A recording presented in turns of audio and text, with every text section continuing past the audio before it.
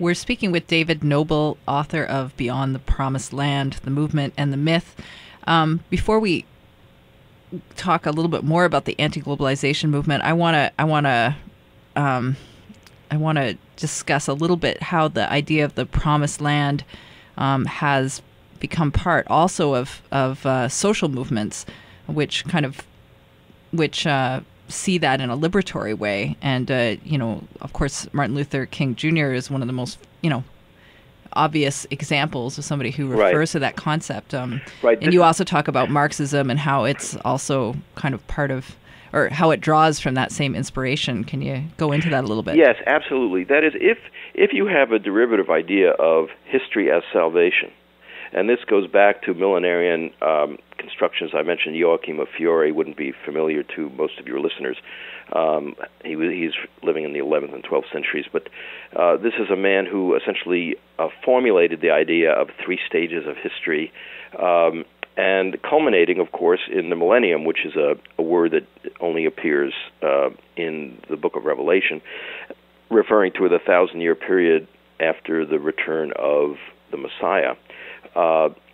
And millenarianism is the belief in the inevitability of the coming millennium. So all the great scientists, like I just mentioned, spent a lot of their time, Newton especially, trying to figure out when the millennium would come. They all assumed it would.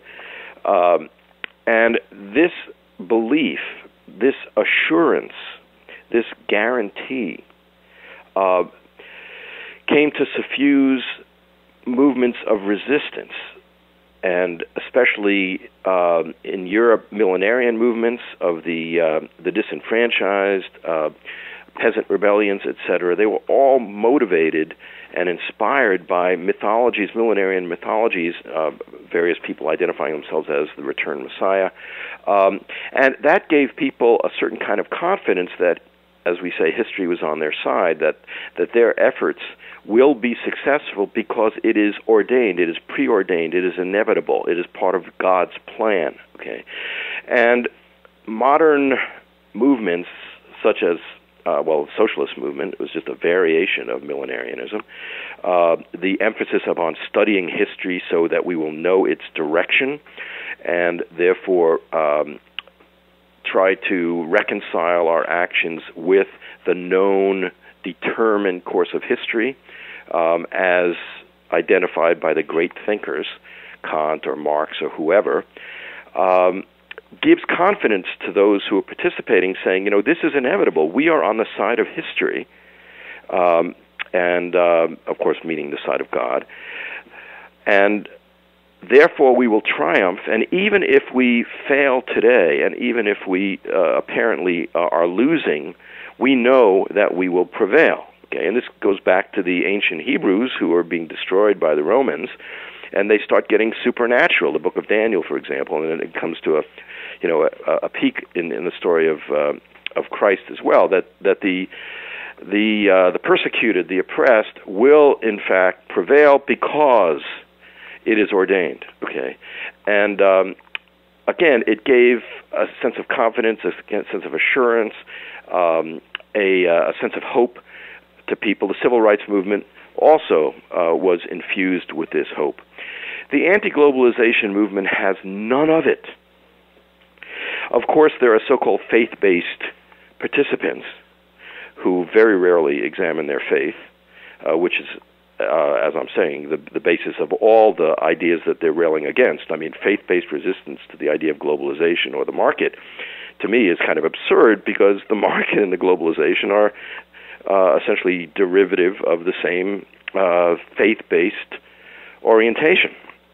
So a little reflection is required there. But anyway, faith-based participants in the anti-globalization movement they're there, but they don't define the movement. Various socialist sectarians and what have you are very, very much present and very helpful and influential, but they don't define the movement either. Okay. If anything defines the movement, and in a way it's an oxymoron, I mean, to say that anarchism defines the movement, but there is no, as Herbert Marcuse put it, transcendental guarantees operating here.